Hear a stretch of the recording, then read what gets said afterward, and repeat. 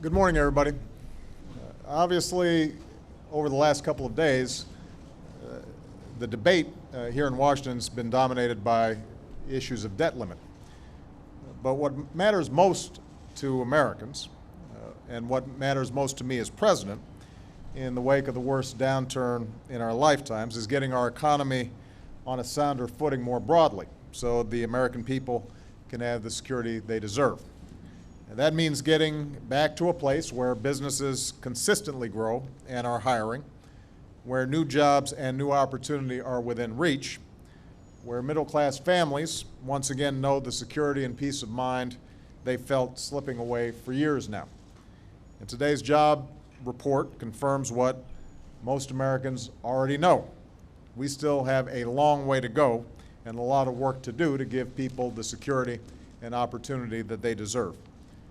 We've added more than 2 million new private sector jobs over the past 16 months, but the recession cost us more than 8 million, and that means that we still have a big hole to fill.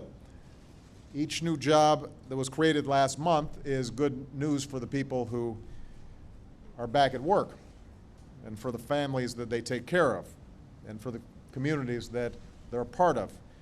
But our economy as a whole just isn't producing nearly enough jobs for everybody who's looking.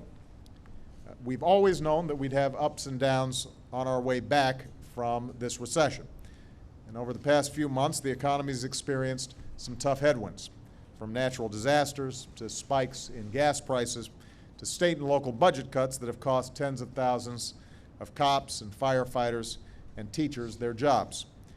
The problems in Greece and in Europe, along with uncertainty over whether the debt limit here in the United States will be raised, have also made businesses hesitant to invest more aggressively. The economic challenges that we face weren't created overnight, and they're not going to be solved overnight. But the American people expect us to act on every single good idea that's out there. I read letter after letter from folks hit hard by this economy. None of them ask for much.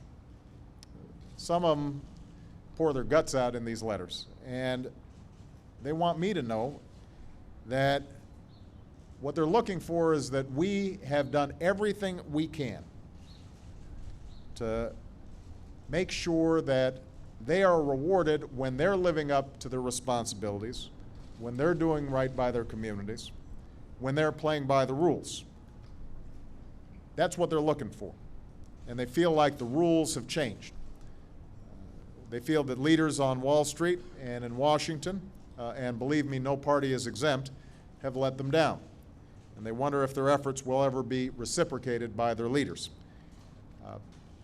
They also make sure to point out how much pride and faith they have in this country, that as hard as things might be today, they're positive that things can get better. And I believe that we can make things better. How we respond is up to us. There are a few things that we can and should do right now to redouble our efforts on behalf of the American people. Let me give you some examples. Right now, there are over 1 million construction workers out of work after the housing boom went bust, just as a lot of America needs rebuilding. We connect the two by investing in rebuilding our roads and our bridges and our railways and our infrastructure.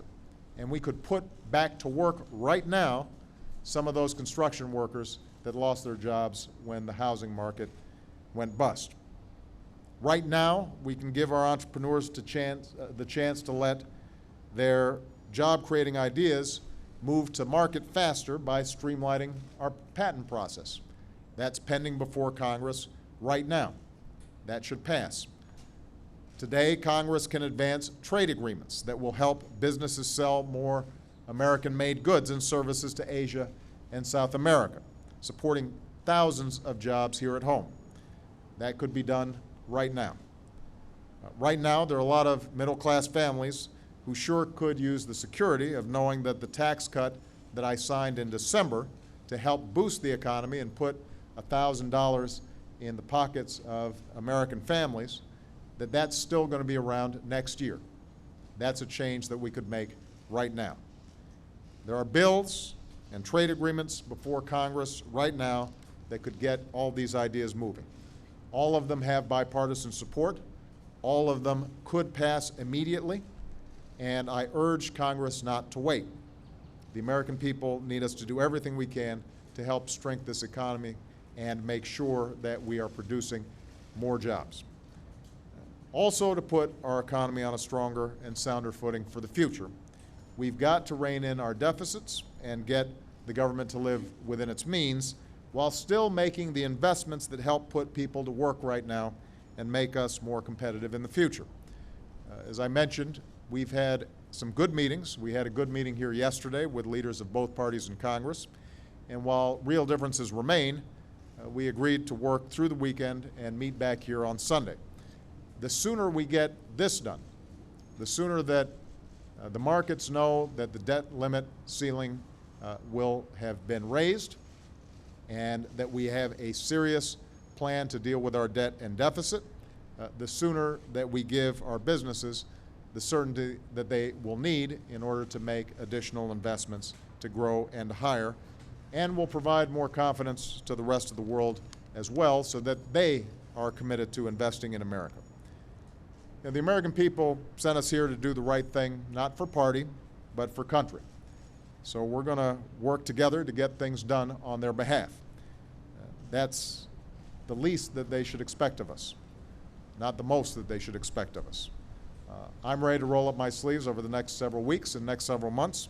I know that people in both parties are ready to do that as well, and we will keep you updated on the progress that we're making on these debt limit talks over the next several days. Thank you.